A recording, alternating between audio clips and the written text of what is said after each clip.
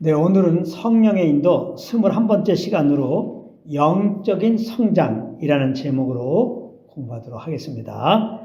아이가 태어나서 자라나듯이 예수를 믿고 걷나 우리는 그리스도의 형상으로 자라가야 되는 것입니다. 즉 영적으로 성장해야 된다, 성숙해야 된다 이 말씀입니다. 이 일을 이루기 위해서 오신 분이 바로 믿는 우리들 안에 거하시는 성령님이신 것입니다. 고린도전서 3장 6절 7절 보면 이런 말씀이 있습니다. 제가 한번 읽어보겠습니다.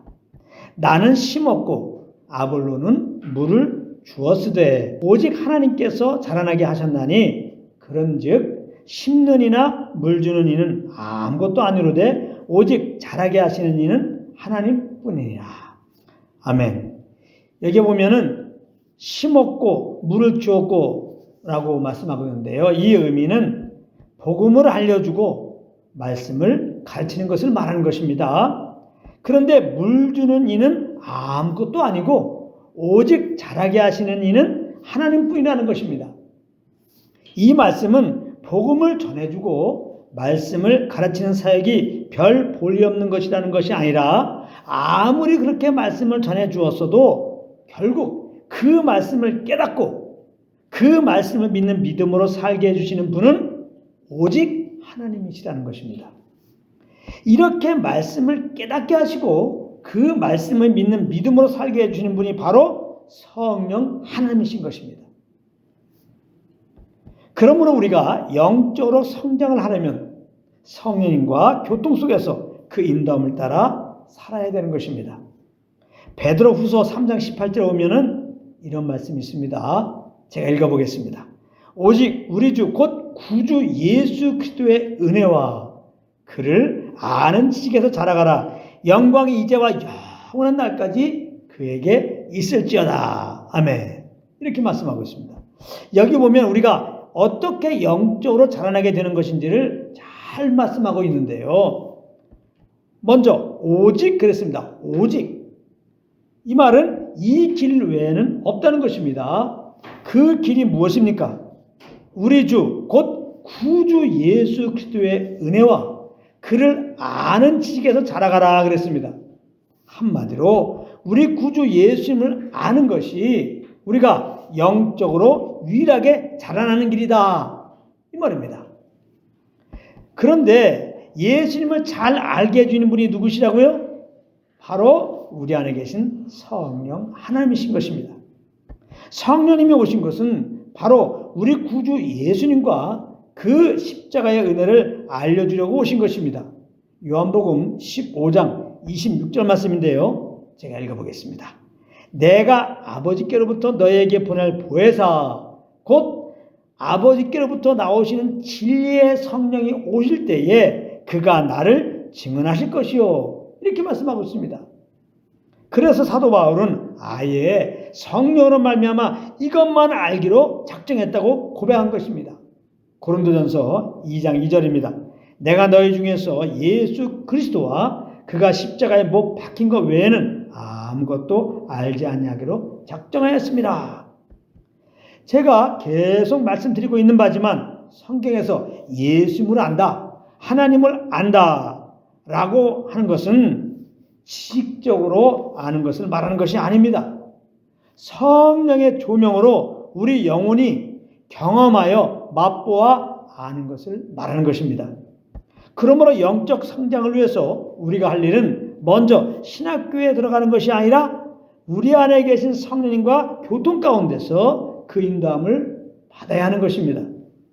성령님과 더 친밀하게 지내면 지낼수록 우리는 그리스도의 그 십자가의 은혜를 더 알게 되고 그 아는 만큼 우리는 영적으로 더 자라나게 되는 것입니다. 고린도후서 13장 13절에 보면은 주 예수 그리스도의 은혜와 하나님의 사랑과 성령의 교통하심이 너희 무리와 함께 있을지어다 이렇게 말씀하고 있는데요. 여기에 나오는 성령의 교통이라고 하는 의미가 성령님과 친밀한 교제를 의미하는 것입니다. 이 고린도후서 13장 13절 말씀은 성경 전체를 요약한 내용인 거예요. 성경 크게 이 세 가지를 말씀하고 있습니다. 첫째는 주 예수 그리스도의 은혜에 대한 것입니다. 범죄한 인생들은 오직 주 예수 그리스도의 그 십자가의 은혜로 인하여 믿음으로 말미암아 구원을 받게 된다는 것입니다.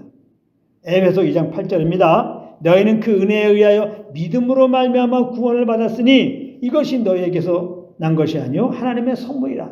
성경은 이 말씀을 하고 계신 거예요. 둘째는 성경은 하나님의 사랑에 대한 것입니다.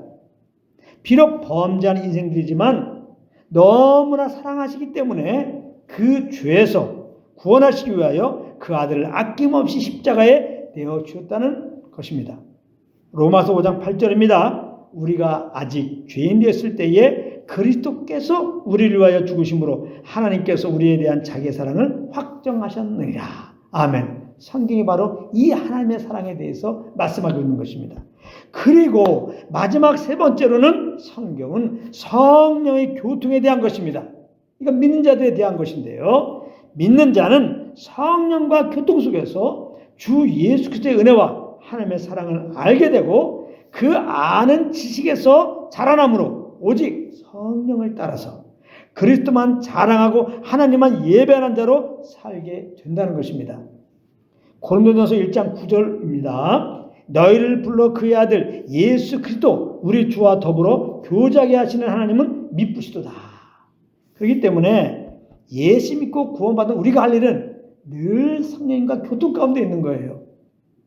그러면서 그 인도함을 따라 사는 것이 그게 이제 믿는 우리들의 삶의 방식이고 그것을 보고 예배라고 하는 것이고 그것을 보고 하나님을 위한 삶이다. 그것을 보고 진정한 참다운 신앙생활이다. 이렇게 말하는 겁니다. 그러므로 우리가 영적으로 더 자라나고 있다는 것은 무엇으로 알 수 있습니까? 내 육체를 신뢰하지 않고 오직 그리스도만 신뢰하고 나를 자랑하지 않고 오직 성령을 쫓아 그리스도만 자랑하게 되는 것으로 알 수 있는 것입니다. 빌립보서 3장 3절입니다. 하나님의 성령으로 봉사하며 그리스도 예수로 자랑하고 육체를 신뢰하지 아니하는 우리가 곧 할례파라. 이렇게 말씀했습니다. 여기 할례파라는 의미는 참 그리스도인이다. 영적으로 참 성숙한 자다. 이런 의미인 것입니다. 그러므로 날마다 성령과 교통 속에서 그 인도하심을 따라 행함으로 날마다 영적으로 성장해가는 한 분 한 분 되시기를 우리 주 예수 그리스도 이름으로 축원합니다.